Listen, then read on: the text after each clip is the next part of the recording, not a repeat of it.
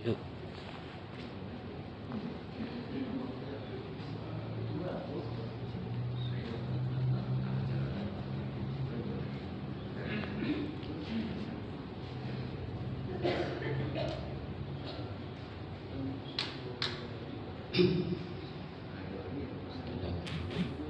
Assalamualaikum warahmatullahi wabarakatuh.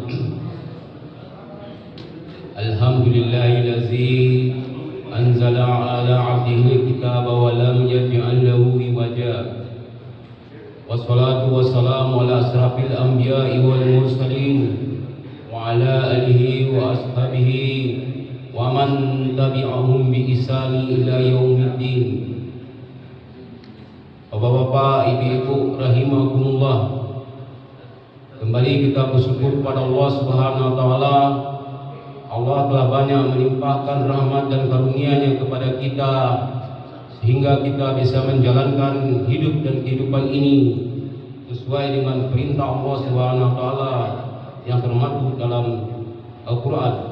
Kemudian salawat dan salam semoga tercurahkan kepada baginda Nabi Muhammad SAW, karena beliau adalah uswatun hasanah sebagai suri tauladan dalam menjalankan kehidupan ini untuk mencapai kehidupan akhirat yang diridhai oleh Allah Subhanahu wa taala sesuai dengan sunnahnya, sehingga kita menghadapi yang namanya kehidupan akhirat nanti dengan keadaan yang senang dan bahagia.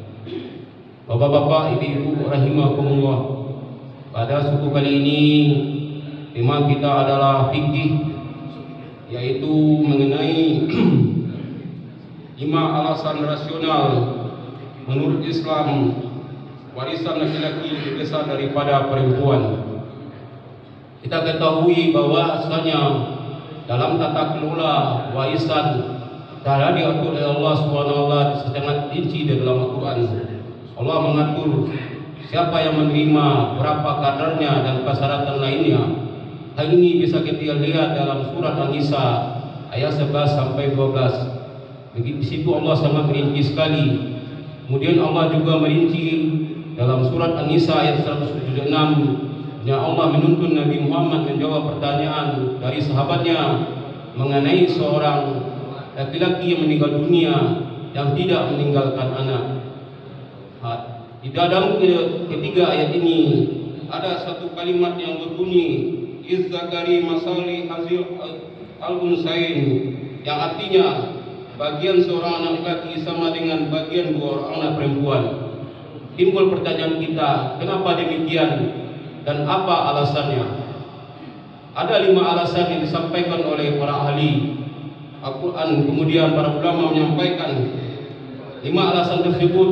Yang pertama, perempuan ditanggung kebutuhan dan keperluannya, di mana di sini perempuan tidak diwajibkan secara syar'i untuk memenuhi atau bekerja untuk memenuhi kebutuhannya. Yang menjadi tanggung jawab adalah wali atau ayah atau kerabat laki-laki terdekatnya. Hal ini relevan dengan penghormatan terhadap perempuan, bahwa perempuan tidak diwajibkan untuk mencari nafkah, baik untuk kebutuhan sendiri maupun kebutuhan keluarganya. Hal ini dalam saat ini banyak perempuan yang bekerja untuk memenuhi kebutuhan dan mandiri secara finansial atau keuangan. Akan hal itu Islam tidak mengalami. Islam mengapresiasi kerja halal yang lebih baik, karena itu adalah bentuk daripada keinginan dari perempuan tersebut, tapi bukan tuntutan syar'i.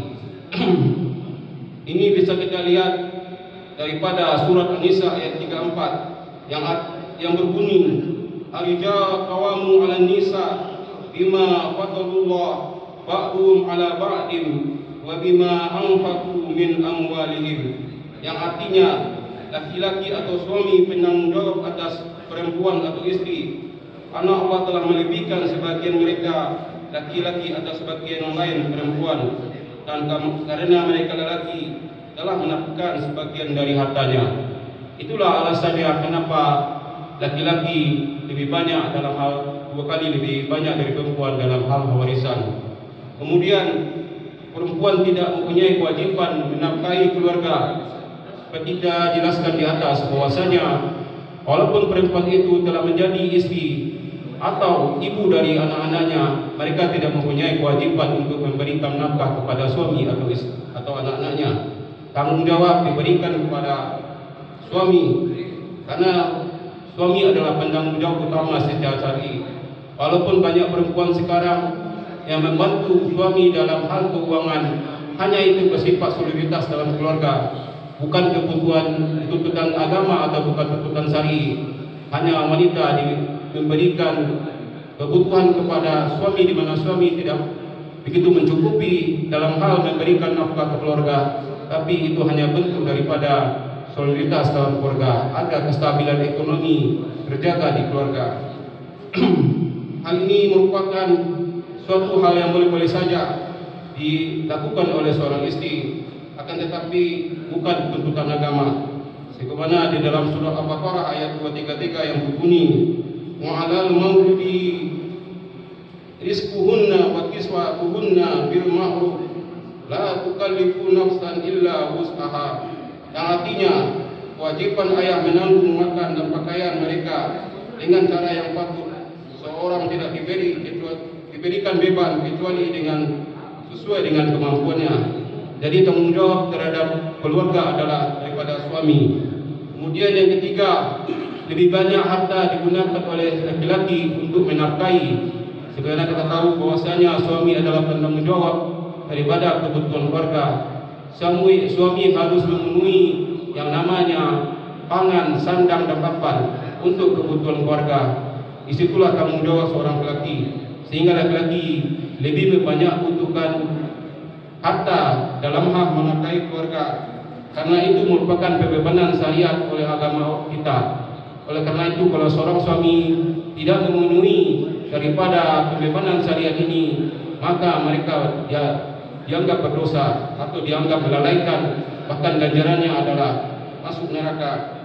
Hal ini sesuai dengan hadis Nabi dari Abdullah bin Amr bin As berkata, "Aku mendengar Rasulullah SAW bersabda, cukuplah seorang berdosa jika menelantarkan orang yang menjadi tanggung jawabnya." Hadis riwayat Ahmad. Artinya di sini, kalau seorang suami menelantarkan keluarga, anak dan istri, tidak diberi nafkah begitu saja, melepas tanggung jawabnya begitu saja, akan diberikan ganjarannya oleh Allah berupa dosa yang akan nanti diminta pertanggungjawabannya, bisa-bisa nanti akan masuk dalam neraka. Kemudian laki-laki dalam hal ini akan membayar mahar. Artinya seorang yang masih bujang atau yang belum menikah, nanti laki-laki akan diberi pertanggungjawaban untuk membayar mahar kepada seorang istri atau calon istrinya.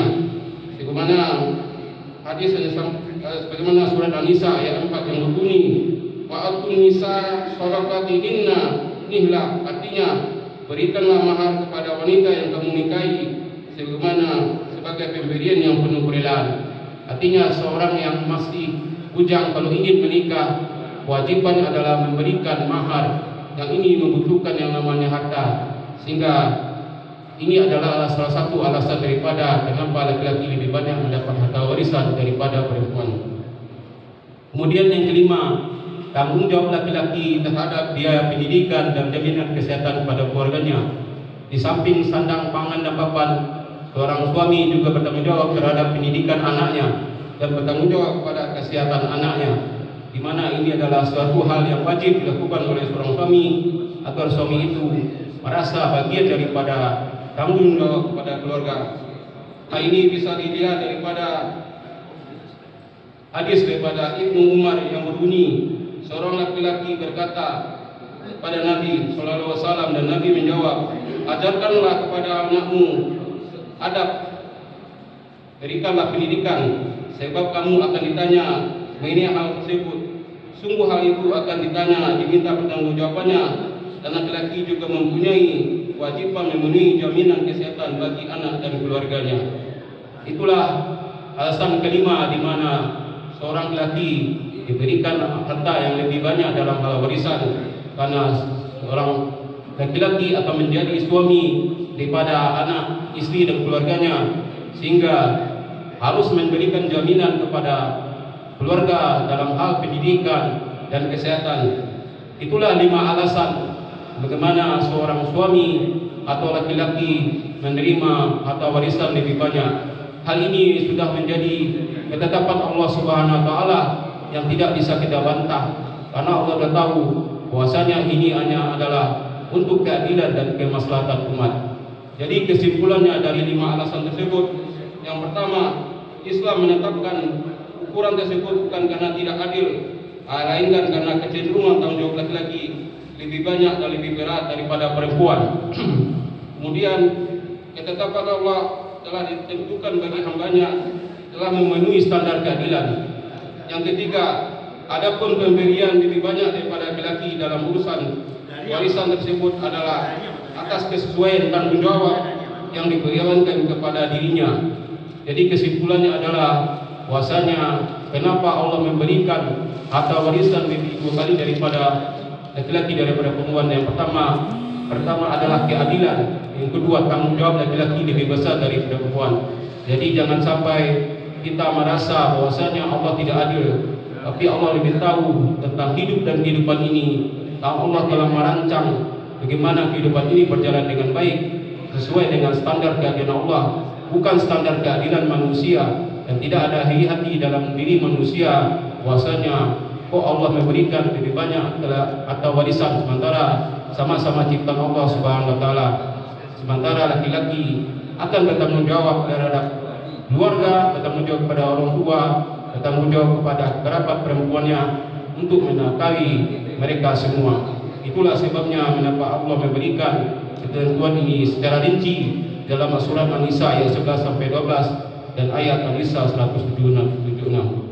Begitulah apa yang memberikan kita gambaran bagaimana harta warisan harus diberikan secara adil sesuai dengan tuntunan Allah Subhanahu wa taala.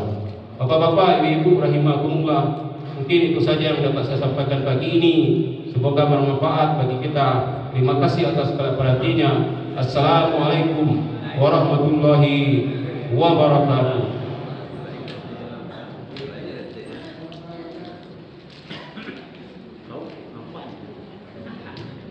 Di TV chứ không nói giờ là